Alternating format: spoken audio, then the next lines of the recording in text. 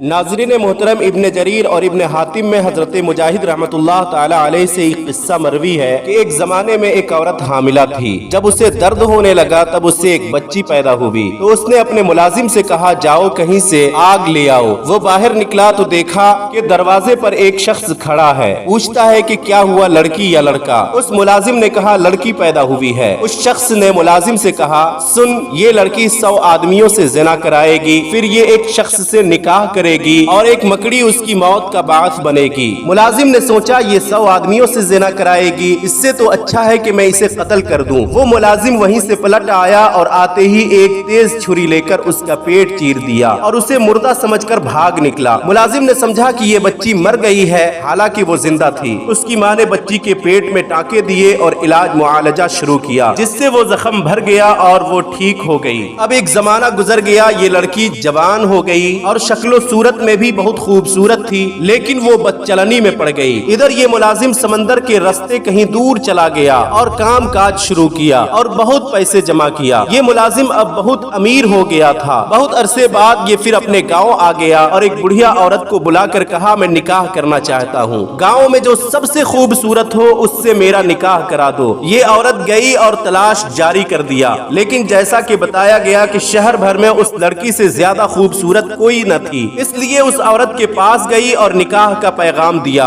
उस लड़की ने पैगाम को कबूल कर लिया, लिहाजा उस शख्स से जो पहले उसका मुलाजिम हुआ करता था निकाह कर लिया। शादी करके ये लड़की उस शख्स के घर आ गई। दोनों मियाँ बीवी में बहुत मोहब्बत हो गई।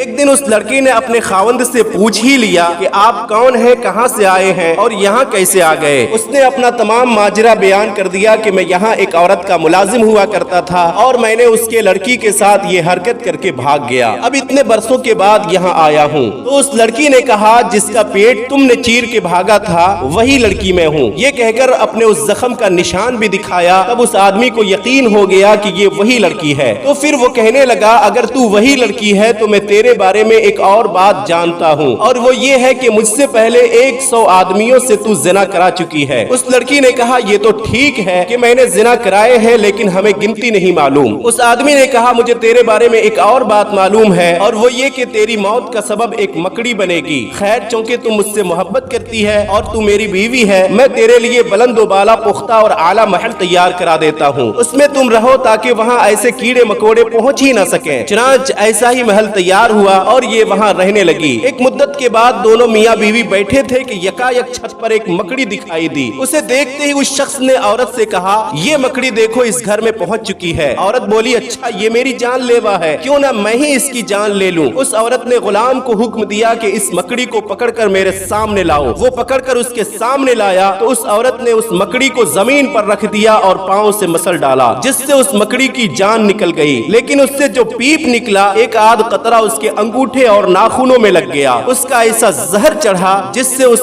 औरत के पांव स्याह पड़ गए और वह उसी जहर से मर गई।